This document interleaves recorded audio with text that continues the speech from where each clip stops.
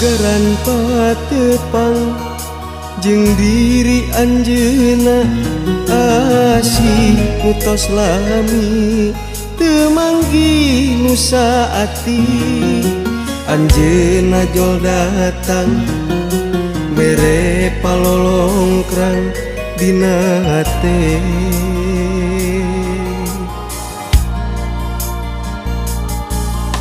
Harita geus waca moal rek midua komo rek sulaya ngahianat ka cintana kuring nu geus janji bakal rek pasini karena janji nu geus saati. Akang geus balaka ngedalkeun rasa katresna akang pancet kayakinan urang bakal tinekanan.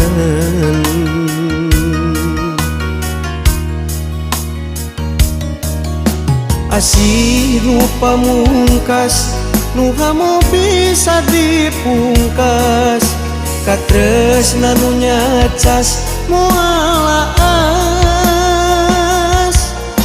cinta nu sajati nu hamo bisa kaganti moal arek jalir kana janji nu geus saati.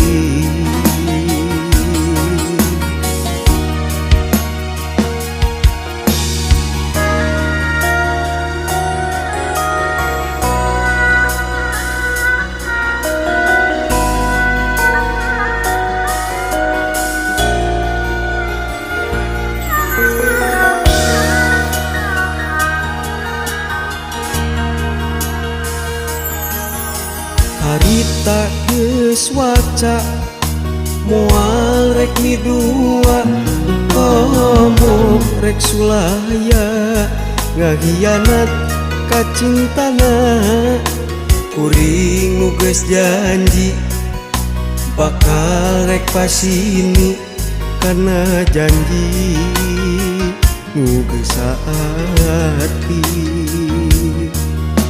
Akang geus balaka ngedalkeun rasa katresna akang pancet kayakinan urang bakal tinekanan.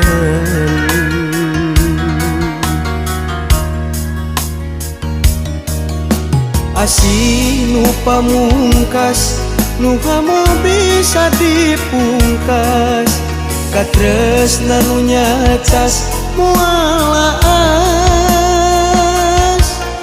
cinta nu sajati nu hamo bisa kaganti moal arek jalir kana janji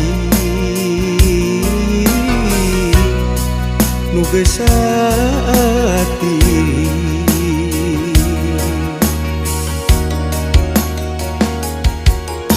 Asih nu pamungkas nu hamo bisa dipungkas katresna nu nyacas moal aas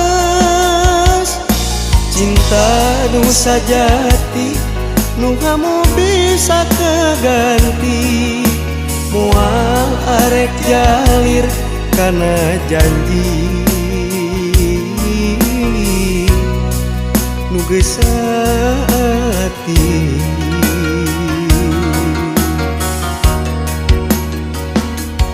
Urang pancet kayakinan urang bakal tinekanan urang pada nyekel janji dina ati dugi ka jadi.